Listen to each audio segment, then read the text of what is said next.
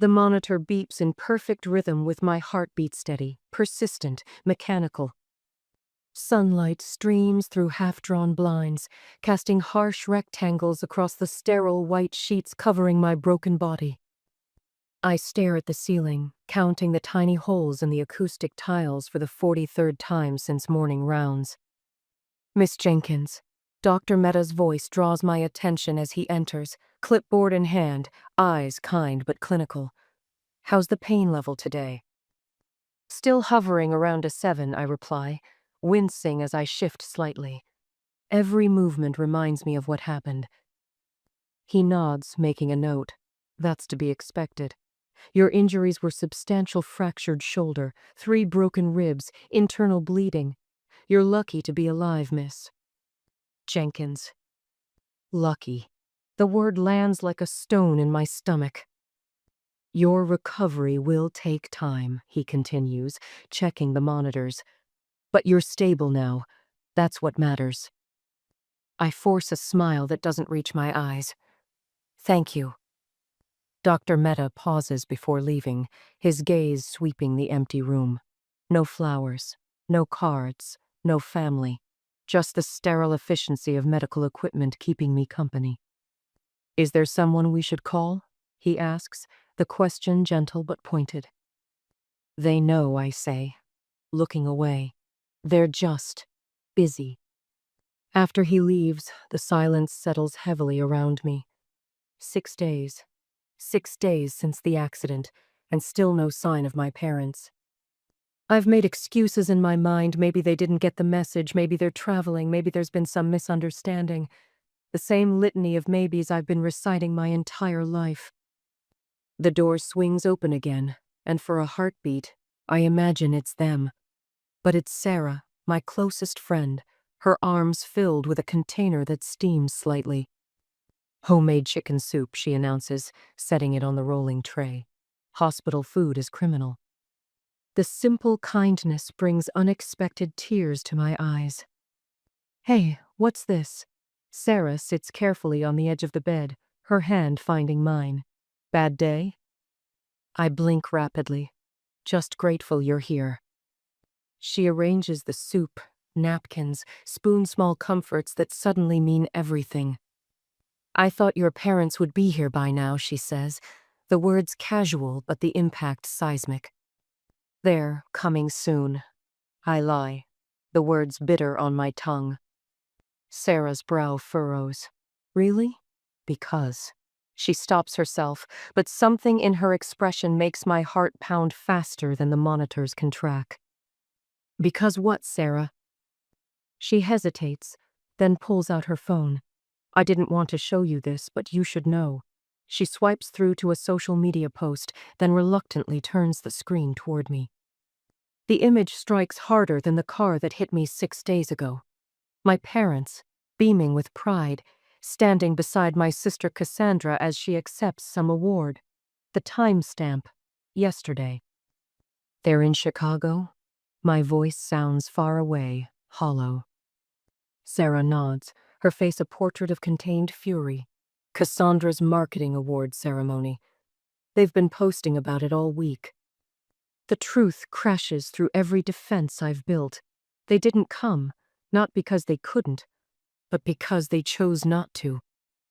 The physical pain of my broken bones suddenly seems insignificant compared to this new wound. I close my eyes, and the accident replays in vivid detail. Rain-slicked Chicago streets, headlights reflecting off wet pavement, the sudden impact as a drunk driver swerved into my lane. Screeching metal, shattering glass, the first responders cutting me from the wreckage. And now, this second collision, the realization that I'm truly alone in this hospital room by choice, their choice. Memory after memory surfaces, childhood birthdays where Cassandra received lavish gifts while I received practical ones.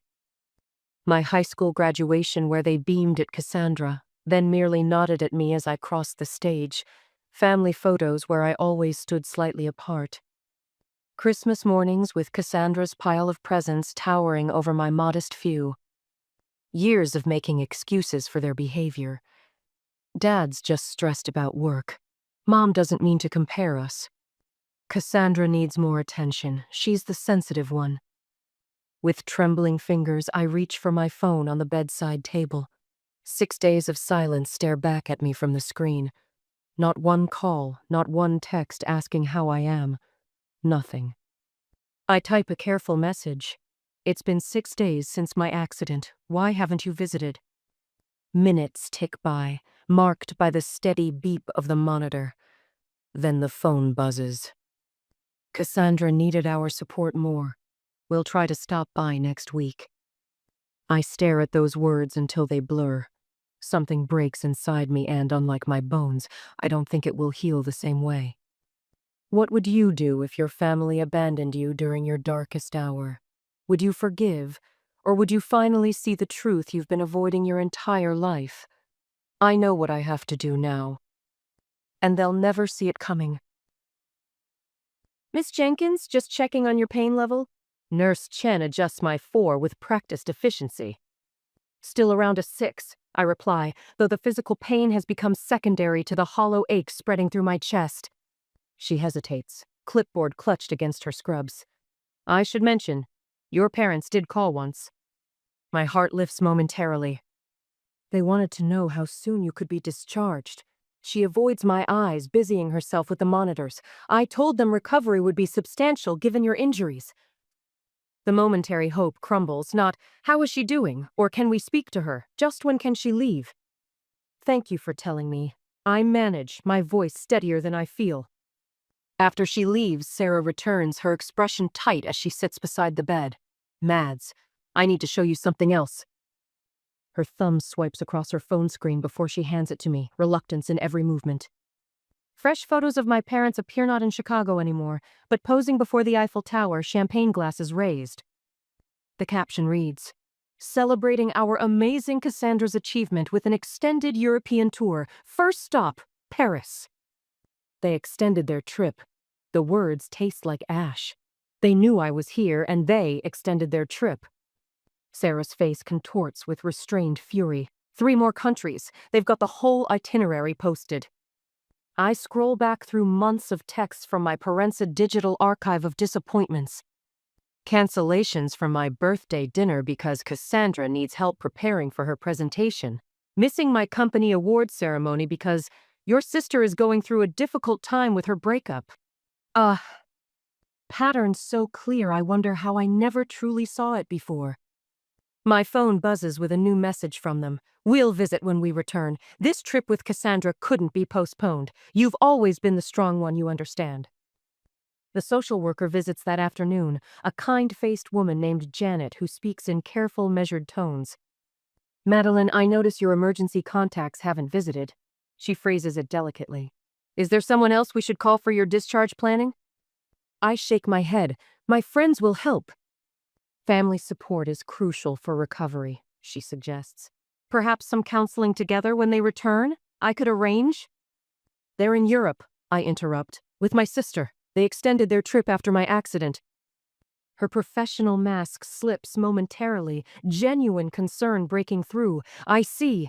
She makes a note, then meets my eyes directly. In that case, let's discuss resources for your independent recovery. She leaves a folder on my bedside table. Between painkiller doses, I flip through medical bills already accumulating, insurance forms, home care instructions. The estimated total makes my stomach clench. Not a word from my parents about helping with any of it. I close my eyes and see them clearly for the first time. Dad Richard Jenkins, Senior Vice President at Morton Financial, measuring worth by achievements and status. His annual Christmas speech always includes a detailed accounting of Cassandra's accomplishments, followed by a brief, and Madeline continues her work at that software company. Mom Evelyn Jenkins, the consummate enabler who once explained their favoritism with, "Different children need different things, dear." Cassandra just needs more attention. The same mother who missed my college graduation for Cassandra's dance recital. Their coordinated manipulation suddenly transparent. You've always been the strong one. Translation, you require less effort, so you receive less attention. My phone lights up with messages, not from my parents, but from people who actually care. From my boss, Kevin. Team has arranged coverage for as long as you need. Focus on healing. Full pay continue as no arguments. From childhood friend Emma. Booked my flight from Seattle. Will be there Tuesday morning. Don't argue already took the time off. From my coworkers. Meal train organized for your first week's home. Schedule and dietary preferences attached. The hospital staff treats me with extra gentleness, the night nurse bringing me real coffee instead of the standard issue. You remind me of my daughter, she says. Strong, but everybody needs somebody. In the bed beside mine, 83-year-old Doris watches Wheel of Fortune with the volume too high. Your folks haven't visited, she observes bluntly between shouting answers at the television. They're in Europe, I reply, the excuse sounding hollow even to my ears. Doris snorts. My daughter hasn't spoken to me in 12 years over a casserole recipe. Families. She turns toward me, wisdom etched in every wrinkle. But let me tell you something, young lady. Blood makes you related. Loyalty makes you family. Dr. Mehta returns with my updated prognosis. Recovery will take months, not weeks. He explains, reviewing my chart. Physical therapy twice weekly, limited mobility. You'll need assistance with daily tasks initially. The reality sinks in what family would typically provide. I will have to find elsewhere. My phone buzzes again. A message from my parents. We'll stop by to see you when we return next week.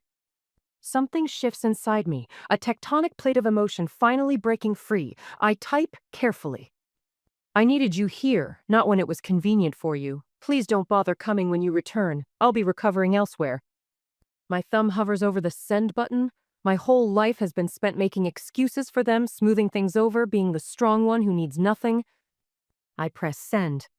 The relief is immediate and staggering, like setting down a weight I've carried so long I'd forgotten it wasn't part of me. When Sarah returns that evening, I show her the message. Her eyes widen, then fill with fierce pride. About damn time, she says, squeezing my hand. For the first time since the accident, I feel something unexpected. Not just anger or abandonment, but the first fragile seedling of freedom. Have you ever had to face the painful truth that someone you love doesn't value you the same way? At what point do we stop making excuses for family who continually let us down? The monitor beeps for the last time as the nurse disconnects me from the machines. Tomorrow, finally, I'll leave this sterile prison. 12 days since a drunk driver shattered my body at an intersection. 12 days of pain, morphine dreams, and the harsh reality of who truly matters in my life. Your parents stopped by while you were in physical therapy, Nurse Diane says, adjusting my pillows. Her eyes avoid mine. They wanted to see you before discharge tomorrow. After 12 days, I say, the words like pebbles in my mouth. How thoughtful. Diane's mouth tightens at the corners. We both know what thoughtful doesn't look like. The hospital room door swings open, and there they are, father in his tailored navy suit, mother in her cream cashmere sweater, perfectly coiffed, perfectly timed to make an appearance before I leave. Madeline, dear? Mother's voice carries that familiar lilt of practiced concern as she surveys the room, her nose wrinkling slightly. This room is rather basic, isn't it? We could have arranged for something more comfortable. It kept me alive, I reply, watching father check his phone, his thumb scrolling through emails more important than his daughter's broken body. You look tired, mother continues, reaching to smooth my unwashed hair. I flinch away, my fractured shoulder protesting the sudden movement. Pain rockets through me, but I welcome it, it's honest at least. Recovery from multiple fractures and internal bleeding tends to do that. My voice sounds different to my ears, stronger, less apologetic. Father glances up from his phone. The hospital billing department called. I forwarded everything to our accountant. No questions about pain, no inquiry about my recovery plan. Just business, as always. How considerate. The words fall between us like dropped stones. Now, Madeline, mother says, her voice taking on that familiar, placating tone. We understand you might be upset, but our trip with Cassandra couldn't be postponed. You know how important that award was for her career. 12 days, I say quietly. Pardon? It's been 12 days since a car going 50 miles an hour crushed mine. 12 days since they cut me out of the wreckage. 12 days of pain and recovery and wondering if my family cared if I lived or died. The silence stretches between us, uncomfortable and raw. "Don't be melodramatic," Father says finally, slipping his phone into his jacket pocket. "We knew you were in good hands. You've always been the strong one." Strong, the word they use when they mean convenient to ignore. "We expect you'll bounce back quickly," Mother adds, glancing at her watch. "We have dinner reservations at Montrose's at 7. We should be going." They leave with promises to help once I'm settled, the door closing softly behind them. No hugs, no tears, just expectations that I'll forgive and forget, as I always have. The next morning, Sarah wheels me out of the hospital. No parents in sight. "Your chariot awaits," she says, helping me into her Honda. The movement sends fire through my ribs, but I bite back a cry. When we reach my apartment, I'm greeted by a transformation. Grab bars installed in the bathroom, kitchen reorganized with essentials at waist level, a makeshift bed set up in the living room to avoid stairs. "We took turns," Emma explains, flying in from Seattle despite her terror of planes.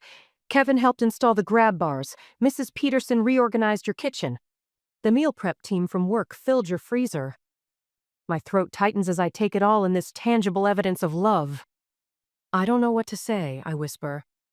"You don't need to say anything," Sarah replies, setting my medication schedule on the coffee table. "This is what family does." Family.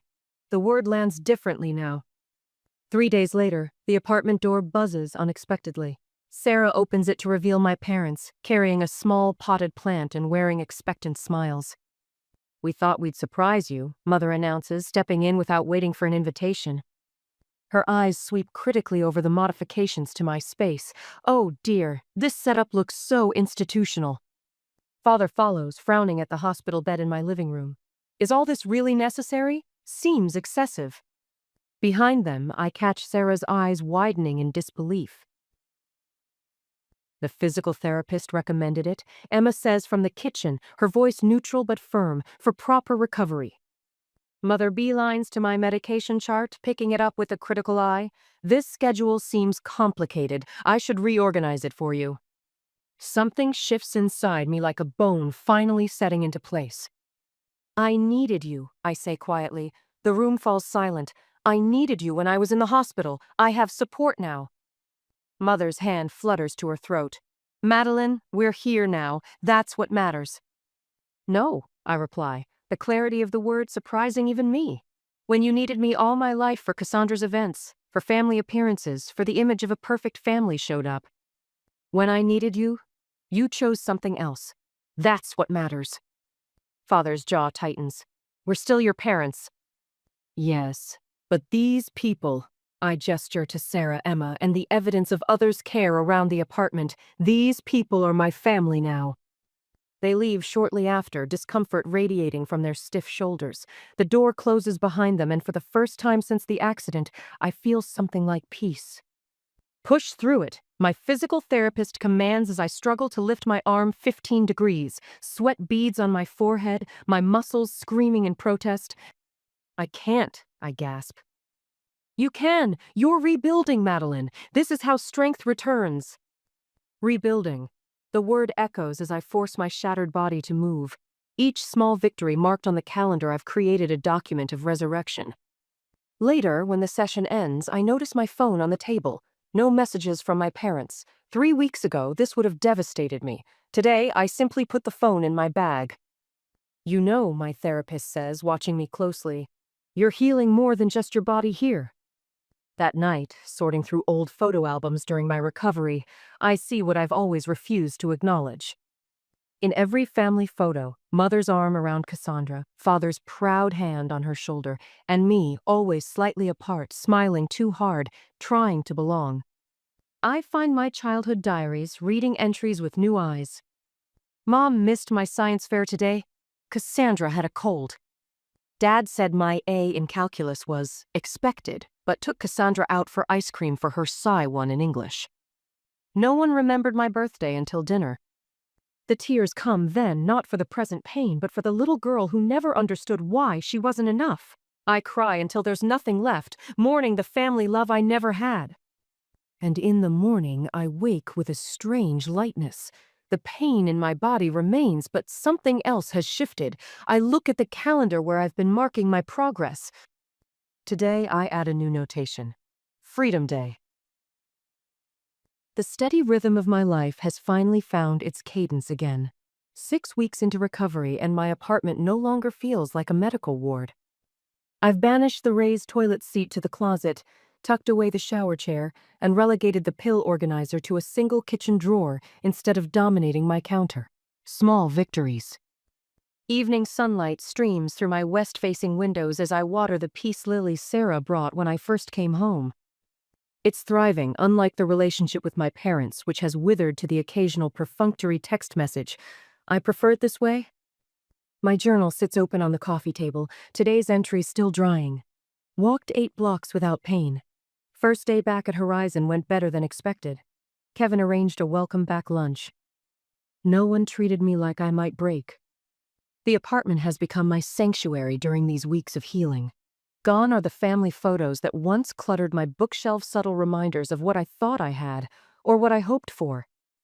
In their place stand new memories, a candid shot of the hospital staff who threw me an impromptu discharge party, a selfie with Sarah during my first post-accident outing, a group photo from the surprise dinner my coworkers organized last week. I settle onto the couch, savoring the simple pleasure of being able to sit without wincing. My phone buzzes with a text from Emma. Call me tomorrow? Want to hear about your first day back? The unexpected pounding at my door shatters the peaceful evening. My heart rate spikes, a Pavlovian response to sudden noises since the accident. I approach cautiously, peering through the peephole. My parents stand in the hallway. My father shifts his weight from foot to foot, his usually impeccable silver hair disheveled. My mother wrings her hands, mascara smudged beneath her eyes. They look nothing like the polished couple from Cassandra's award ceremony photos. I open the door but don't step aside. Madeline. My father's voice lacks its usual authority. May we come in, please? The please stops me cold. In 31 years, I've rarely heard that word cross his lips, at least not directed at me. It's important, my mother adds, her voice trembling. I step aside, curiosity overriding caution. They enter my home like strangers, perching awkwardly on the edge of my sofa, declining my automatic offer of water or tea. Silence fills the room, thick and uncomfortable. My father stares at his hands. My mother's eyes dart around, landing briefly on the missing family photos before skittering away. What's happened? I finally ask, remaining standing. Whatever brought them here, I want the advantage of height. My father looks up, his face a mask of defeat I've never seen before. Cassandra has been arrested. The words hang in the air between us. I wait, knowing there's more. Securities fraud and money laundering, he continues, his voice hollow. $1.8 million. My mother's quiet sobs punctuate his words. It's all over the news. Everyone knows. I'm sorry to hear that, I say, surprised to find I genuinely mean it. Not for my parents, but for Cassandra, whose desperate need for approval has apparently driven her to criminal acts. We've already spent $300,000 on legal fees, my father says, getting to the point with unusual directness. The best criminal defense attorney in Chicago. Character witnesses. PR consultants to manage the media fallout. I nod, piecing together why they're here before they say it. We need your help, Madeline. My mother reaches for my hand, but I step back slightly. She withdraws, hurt flashing across her face. We need to borrow from your savings. $250,000, my father specifies. We know you have it. You've always been so. He pauses, searching for the right word. Responsible with your money. The irony isn't lost on me. The trait they've dismissed throughout my life, my practicality, my careful planning has suddenly become valuable to them. I absorb their request with surprising calm. 6 weeks ago, it would have sent me spiraling, desperate to earn their approval at any cost. But that Madeline shattered along with my bones in the accident. Would you like tea? I ask, moving toward the kitchen without waiting for their response. The familiar ritual of heating water, selecting tea bags, and arranging cups gives me time to think. I return with a tray, setting it carefully on the coffee table. Tell me more about Cassandra's case, I say, pouring for each of us. What exactly did she do? What are her chances in court? My parents exchanged glances, clearly thrown by my measured response. They expected either immediate agreement or emotional refusal. My analytical questions unsettled them. She made some poor investments for clients. My father begins. Investments she knew were fraudulent? I ask. The situation is complicated. My mother interjects. And the money? Where did it go? There were expenses, my father says vaguely. Lifestyle requirements for her position. I sip my tea, noting how they squirm under my steady gaze. The power dynamic has shifted, subtly but unmistakably. You've always been the responsible one. My father says again, a note of desperation creeping into his voice. Cassandra, she's different, more fragile. She needs our protection. And I didn't? The question comes out softly, but lands with the force of a thunderclap. They stare at me, suddenly seeing the weight of their choices reflected back at them. I set my cup down with deliberate care. No.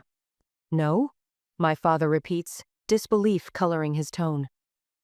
I won't be using my savings for this. His face darkens, the familiar anger rising. After everything we've done for you. What exactly have you done for me? My voice remains steady. You weren't there when I was cut from a wrecked car. You weren't there during 6 days in the hospital. You chose an awards ceremony and European vacation over your critically injured daughter. That's not fair, my mother protests. We explained. Yes, you explained that Cassandra needed you more. She always has. My father stands abruptly. If you refuse to help now, you're no longer part of this family. Do you understand what that means? I look up at him, feeling a strange sense of peace. I've been cut off from this family since the day of my accident. The only difference now is that I'm finally acknowledging it. The truth hangs between us, undeniable and final. The phone rings at 6 in the morning. Uncle Robert's name flashes on the screen, an unusual sight that makes my stomach tighten. I've spoken to him maybe 3 times in the last 5 years. Madeline. His voice carries the weight of obligation. Your father asked me to call. He says you're not returning his messages. I sit up in bed, wincing as my still-healing ribs protest. I've been busy recovering from nearly dying. A heavy pause. Look, your sister made a mistake. We all make mistakes. But Cassandra needs family support right now. The sunshine pouring through my curtains suddenly feels too bright, too optimistic for this conversation. Who supported me when I needed it, Uncle Robert? 3 more calls come before noon. Aunt Josephine with her disappointed sighs. Cousin Timothy suggesting I'm being selfish. Even my mother's bridge partner, Martha, calling to remind me that family stands together in troubled times. What they don't say, where was this family solidarity when I lay alone in a hospital bed? My phone buzzes with a text from a number I don't recognize. The prison's calling system. Cassandra! Maddie, please. I'm scared. I promise I'll be a better sister. I never meant for any of this to happen. The old me would have crumbled instantly, rushing to fix everyone else's problems. That Madeline died in the car crash. This version of me deletes the message. I open my laptop to find an email from my father, the timestamp showing he sent it at 3 a.m. Madeline. Your continued refusal to assist the family during this crisis leaves me no choice. Unless you reconsider your position regarding financial support for your sister's legal defense, I will be amending my will accordingly. The Jenkins family values loyalty above all else. Your actions will determine whether you remain part of this family. Richard Jenkins. I laugh, a sharp, bitter sound that startles even me. He's threatening me with the very thing they've already done, exclusion from the family. The doorbell rings as I'm making coffee. My mother stands on my doorstep, mascara smudged beneath bloodshot eyes, her normally perfect hair disheveled. You need to leave, I say, blocking the entrance. I'm still your mother. She attempts to push past me. Not today, not here. I stand my ground, surprised by my own steadiness. I raised you better than this. Her voice rises, drawing attention from neighbors. How can you abandon your sister, your family? The word abandon ignites something in me white, hot and clarifying. Abandon? Like you abandoned me in that hospital? That was different. It always is with Cassandra, isn't it? She's still arguing when I close the door, her voice becoming background noise as I lean against the wall, heart pounding but resolve unbroken. That evening, I sit at my kitchen table with my laptop, researching what my parents wouldn't tell me. Court records, news articles, financial statements. The truth emerges, piece by damning piece. Cassandra didn't make a mistake. She orchestrated a sophisticated fraud scheme, stealing $1.8 million from her company and clients. When caught, she tried to blame 3 junior colleagues who had nothing to do with it. A Chicago Tribune article reveals this wasn't Cassandra's first ethical breach. There were incidents in college, covered up with donations. A previous employer who agreed not to press charges after my father intervened. A pattern emerges. Cassandra takes what she wants, consequences be damned. My parents clean up her messes, shielding her from responsibility while expecting me to be the responsible one. I create a new document and title it The Truth. I work methodically, the way I would approach any project at work. I gather hospital records showing no family visits for the first 6 days after my accident. I screenshot text messages where my mother tells me they're too busy with Cassandra's ceremony to visit their critically injured daughter. I compile a timeline of their Europe trip, extended while I struggled through physical therapy alone. I add older evidence, birthday cards with impersonal messages compared to Cassandra's elaborate celebrations. The college tuition I partially paid myself while they covered every expense for my sister. The family dinner where my promotion was mentioned as an afterthought while Cassandra's new apartment dominated conversation. At midnight, my finger hovers over the send button. The email is addressed to our extended family, aunts, uncles, cousins, people who have only heard my parents' version of events. I take a deep breath and press send. By morning, the truth has detonated like a bomb in our family. My phone fills with messages from relatives expressing shock, disappointment in my parents, and most surprisingly, similar stories of their own. The Chicago Tribune headline flashes on my screen. Jenkins heiress cooperates with feds, implicates C-suite executives. Cassandra has turned on her bosses to reduce her own sentence. The shame my parents tried to contain spills across CNN and Fox News alike. Uncle Robert calls again, his tone entirely different. I had no idea, Madeline. Your father cut me off 3 years ago when I refused to make Cassandra CEO of my company. I thought I was the only one. Aunt Patricia reveals Cassandra borrowed $50,000 from her retirement fund money never repaid, despite repeated promises. Your parents told me not to mention it to anyone, that it would damage family harmony. Cousin Elizabeth sends a lengthy email detailing how Cassandra sabotaged her job interview at Richard's company. My second cousin Michael forwards me angry exchanges where my parents demanded family members invest in Cassandra's failed startup. The evidence mounts by the hour, a lifetime of manipulation exposed to daylight. The courtroom is eerily quiet as the judge announces Cassandra's sentence: 3 years in federal prison, 5 years probation, and $900,000 in restitution. My sister's shoulders slump. My parents sit stone-faced in the front row. I observe from the back, a spectator to the final act of their masterpiece of favoritism. 2 weeks later, at Thanksgiving dinner hosted by Aunt Patricia, the family dynamics have visibly shifted. My parents arrive late, their usual confidence deflated. I watch from across the room as Uncle Robert confronts my father. You've enabled Cassandra her entire life, and look where it's gotten her. 3 years in prison, Richard. And you drove away the one daughter who actually lives by the values you claim to uphold. My mother attempts her usual deflection. We've always treated both girls equally. Madeline is just more sensitive. Aunt Patricia interrupts, her voice uncharacteristically firm. Evelyn, we've all seen the evidence. No one believes that anymore. Cousin James pipes up from across the table. My wife and I were in Chicago when Madeline had her accident. We offered to visit her in the hospital, and you told us she didn't want visitors. My mother collapses into tears, but this time no one rushes to comfort her. My father's stammering attempts to justify their actions fall on deaf ears as more relatives share stories of manipulation and favoritism they've witnessed over the years. Later, I drive to my parents' house. I carry a small box containing childhood mementos participation trophies, school photos they never displayed, birthday cards signed with hasty scrawls. I'm returning these, I say, placing the box on their immaculate coffee table. I don't need them anymore. My father stares at me, looking somehow smaller than I remember. So you're severing ties with us completely? Over one mistake? This isn't about one mistake. My voice remains steady. It's about a lifetime of them. I forgive you both not because you deserve it, but because I deserve peace. As I walk toward the door, my mother calls out, "You can't just walk away from family." I turn back one last time.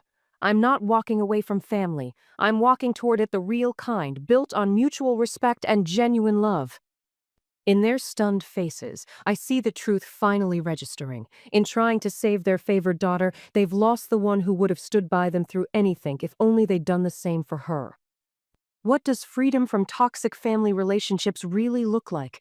As I drive away from the house I grew up in, I realize I'm finally about to find out. The sunlight streaming through my balcony windows casts a different quality of light now. Not the harsh, clinical rectangles of the hospital room from a year ago, but warm pools that stretch and retreat across my hardwood floors throughout the day. I trace the familiar path of light with my gaze, marveling at how much has changed in 12 months. My shoulder still aches when rain is coming, a barometer I never asked for, but the restrictive brace is long gone. The physical therapy exercises have become part of my morning routine, alongside coffee and journaling. Some habits born from pain are worth keeping. To Madeline, Sarah raises her glass, drawing my attention back to the small gathering in my apartment. Who showed us all what real strength looks like? 6 people stand in my living room, glasses raised, their faces lit with genuine affection. Not a crowd, but exactly right. My chosen family. I'd say I'm lucky. I begin, then catch myself. Lucky. The word no longer lands like a stone in my stomach.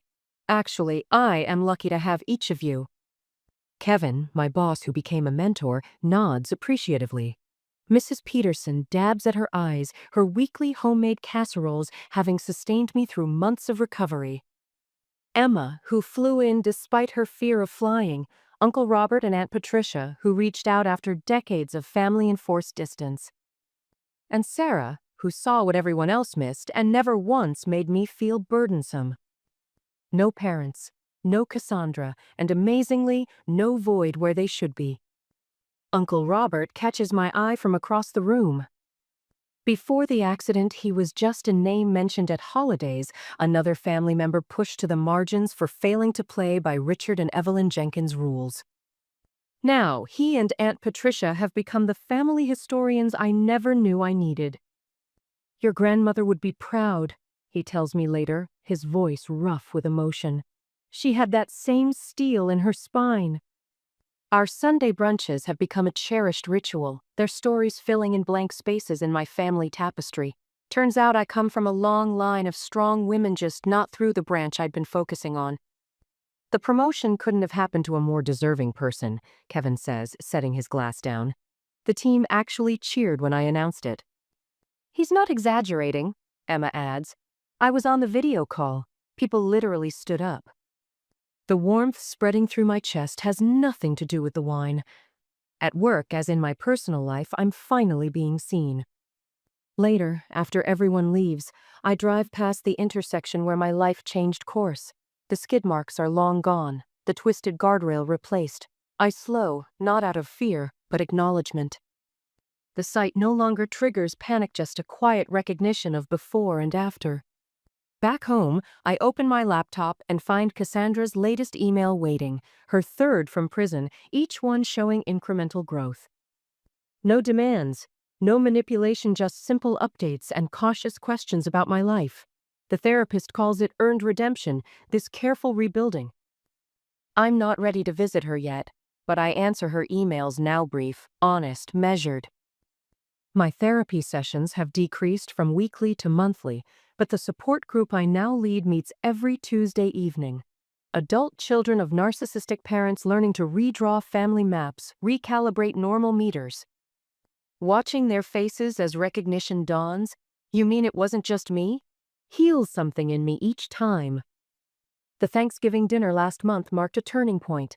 My first holiday hosting, my first without obligatory family tension. I remember Sarah's impromptu toast, "To the family we choose who love us as we are, not as they need us to be." We laughed that night. Not the careful, measured laughter of family gatherings past, but deep, unguarded joy that left my sides aching in the best way. Yesterday at the hospital where I once counted ceiling tiles in desperate isolation, I sat beside a young woman with a cast similar to the one I'd worn. No visitors, no cards. The echo of my past was so strong I almost couldn't breathe. "The first week is the hardest," I told her, placing a small plant on her windowsill. "But you're not alone." Now, on my balcony, I carefully position small terracotta pots in the late afternoon sun. Basil, mint, lavender, rosemary, each representing something I'm cultivating in this new life. The soil is rich between my fingers as I press seeds into the darkness, covering them gently. My mother's letter arrived this morning. I recognized her handwriting immediately, the precise, controlled script that once represented authority in my world. I read it once, noting the familiar patterns of subtle guilt and obligation wrapped in concerns about my isolation from family. Then I set it aside, its power to destabilize me gone. In my journal, I write, "Their approval is no longer my responsibility." I've learned to maintain clear boundaries with my parents' holiday phone calls kept to 30 minutes, visits conducted in public places, topics of conversation carefully curated. Dad still tries to push for more, to regain control through guilt or obligation. Mom vacillates between tearful pleas and cold silence. I remain steady, a wall of water that cannot be grasped or manipulated. Balance in all things, my therapist reminded me in our last session. Boundaries aren't punishment, they're protection. The evening air carries the scent of spring as I water each pot carefully. Some seeds require darkness before they can reach for light. Some roots need to be cut back to grow stronger. Some plants thrive best when transplanted to better soil. I smile, patient with their progress, patient with my own. Family isn't always who raised you, I whisper to the seedlings to myself. Sometimes it's who helped you raise yourself. What does family truly mean to you? Is it defined by blood or by the people who show up when you need them most?